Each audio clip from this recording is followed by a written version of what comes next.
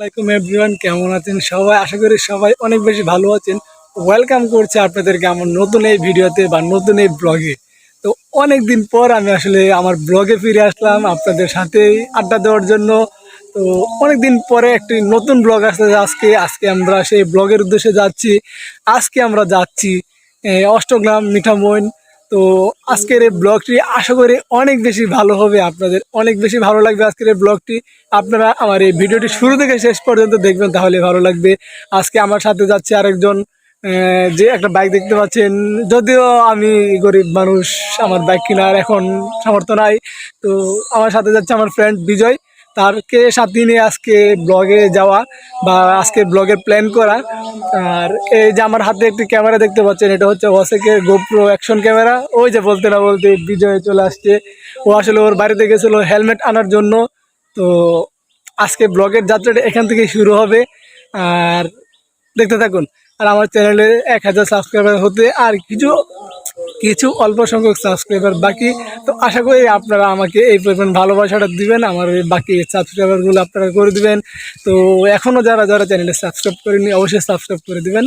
আর এই যে অলরেডি বিজয় চলে আসছে, ওর সানগ্লাস, মোবাইলের চার্জার, মানে অল প্রিপারেশন নিয়ে। তো চেহারাটা কালো আসতেছে, আমার চেহারা আসলে কালো হয়ে গেছে, এটা আসলে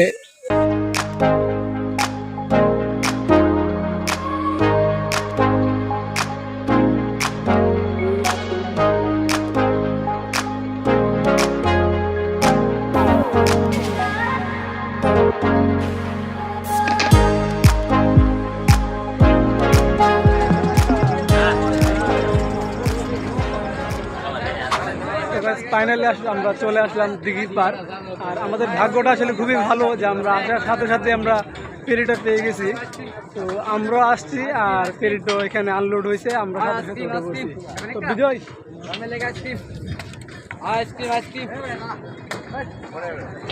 বিজয় কই চলে গেল?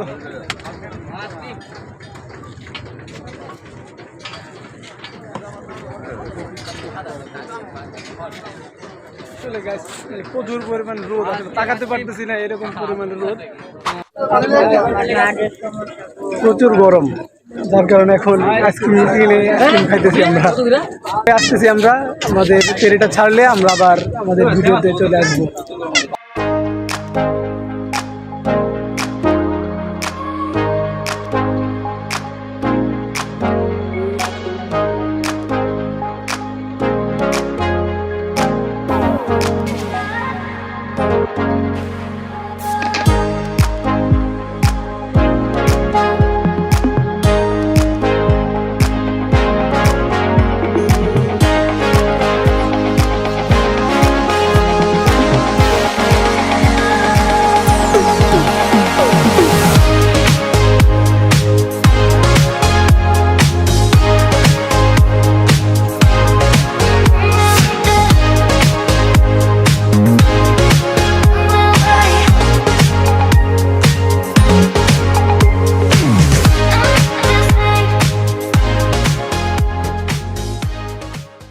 চলে গেছে, আমরা উপরে আসছি বাতাস খাওয়ার জন্য, কিন্তু ওই লোকটা টেনশন হইতেছে গাড়ি নিয়ে। গাড়ি এত পরিমাণ গরম হয়েছে আসলে বলার বাইরে।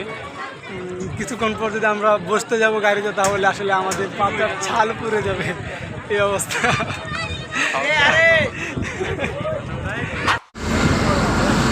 ফাইনালি অবশেষে অনেকক্ষণ বসে থাকার পর আমাদের ফেরি ছাড়লো। তো তো জি জি জি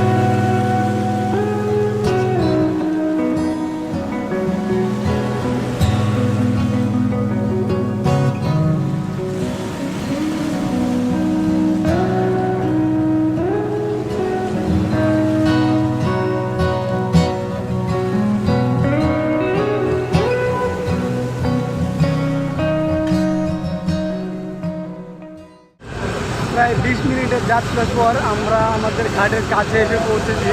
আপনাদেরকে দেখাচ্ছি আমাদের ঘাটটা, যে আমরা কই নামবো।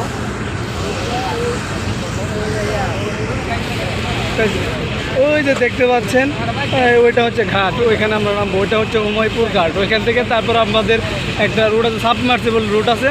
ওটা হচ্ছে আপনার 6 মাস পানি থাকে। যখন 6 মাস পানি থাকে তখন আপনার ফেরি ডিরেক্ট অষ্টগ্রামে নিয়ে যায়। জানো, I see the flaws bend beneath me. Crazy how it's easy to see. এখানে একটা ঘোড়া মরে পড়ে আছে, এখানে ঘাটের কাছে। গরু তো সবাই বলতেছে ঘোড়া, কিন্তু আমার কাছে মনে হচ্ছে গরু।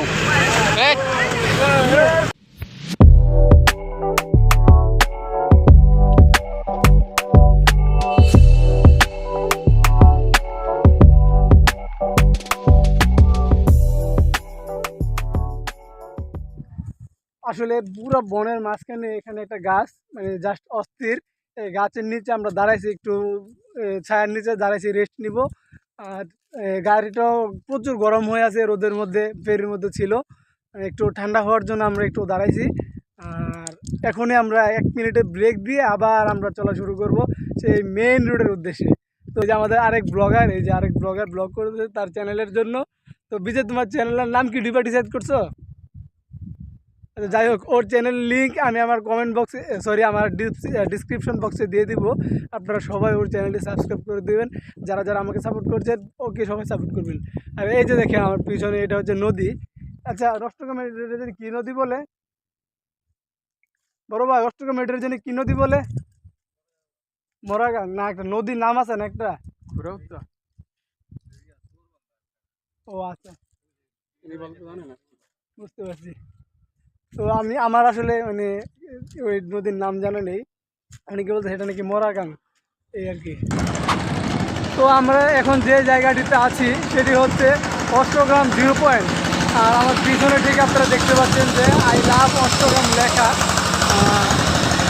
গাড়ি ঘোড়ার যে শব্দ, গাড়ির শব্দ কথাই বলতে পারতেছি না। তো এটি হচ্ছে অষ্টগ্রাম 0 পয়েন্ট। এই রুট থেকে সোজা ওইটা চলে গেছে অষ্টগ্রাম। আর ওই যে এইটা হচ্ছে আপনার মিঠামন চলে গেছে এই রুটটা। তো এখান থেকে আমরা এই মিঠামনের রুটে যাব, যা মেন রুটটা হচ্ছে ওই রুটটা। এখানে আমরা মেন ভিডিওটা করব। তো এখন আমরা এখানে কিছু ফটোশ্যুট করব, করার পর আমরা আবার আমাদের ভিডিওতে আসতেছি, ব্লগে আসতেছি। আপনারা ততক্ষণে সিনেমেটিক ভিউ এনজয় করতে থাকেন।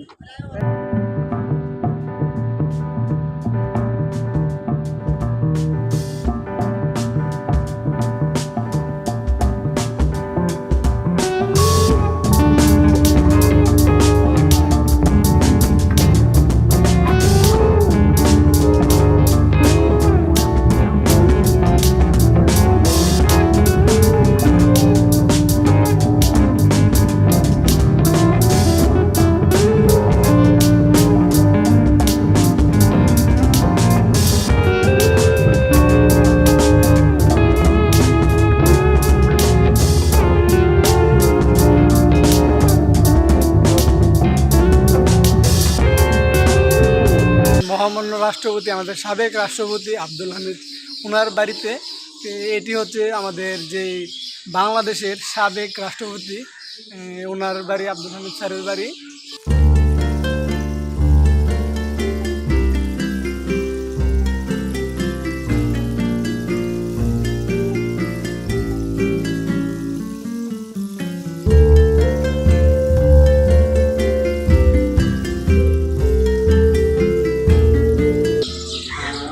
তো এই হচ্ছে দেখেন আমাদের মানে কিশোরগঞ্জের মানুষ যতটুকু সরল সোজা, একজন রাষ্ট্রপতির বাড়ি দেখেন মানে ঠিক ততটাই সরল, মানে কি বলবেন, একজন সাবেক রাষ্ট্রপতি ছিল তখন, মানে একজন রাষ্ট্রপতির বাড়ি দেখেন কীরকম একটা পরিবেশ, ছিমছাম পরিবেশ। এখানে কোনো নাই, কোনো সিকিউরিটি নাই, কোনো পুলিশ মোতায়েন, কোনো কিছুই নাই।